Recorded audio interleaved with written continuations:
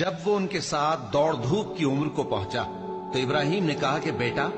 میں خواب میں دیکھتا ہوں کہ گویا تم کو ذبح کر رہا ہوں، تو تم سوچ لو کہ تمہارا کیا ارادہ ہے۔ انہوں نے کہا کہ ابا جان، جو آپ کو حکم ہوا ہے وہی کیجئے، اللہ نے چاہا تو آپ مجھے صابروں میں پائیے گا۔ اس طرح جب دونوں نے حکم مان لیا اور باپ نے بیٹے کو ماتھے کے بل لٹا دیا تو ہم نے ان کو پکارا کہ اے ابراہیم، تم نے خواب کو سچا کر دکھایا، ہم نیکوکاروں کو ایسا ہی بدلہ دیا کرتے ہیں۔ بلا شبہ یہ کھلی آزمائش تھی، اور ہم نے قربانی کے ایک بڑے جانور سے ان کا یعنی اسماعیل کا فدیہ دیا، اور پیچھے آنے والوں میں ہم نے ابراہیم کا ذکر خیر باقی رکھا کہ ابراہیم پر سلام ہو، نیکوکاروں کو ہم ایسا ہی بدلہ دیا کرتے ہیں۔